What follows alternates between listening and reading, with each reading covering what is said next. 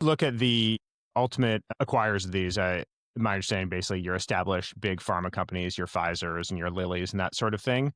Would it be an exaggeration to say that they have basically dispensed with their research function and said, hey, what we do is manufacturing and sales and distribution, and we are just going to acquire promising molecules once somebody like Eric's company has gotten it to a certain level of proof, and then we'll go through, the finalization and the distribution? Or do they also have robust pipelines to still take major drugs from beginning to end? Yeah, I think there are companies that recognize that, building an expertise in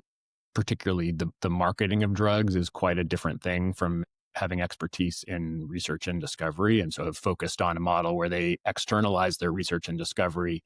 and really focus internally more on the commercialization side. That being said, I think there's a tradition, especially among some of the larger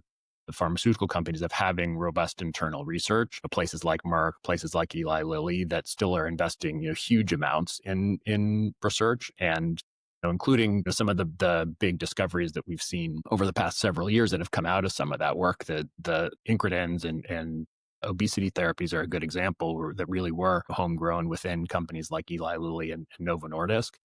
Today, I think most of those large companies have a model that's balanced, where they do a fair amount of external innovation, are always looking for the best science that's out there to bring it in, but also have internal research, both to feed the pipeline, but also really, I think, to be positioned to evaluate and to advance the things that come from the outside.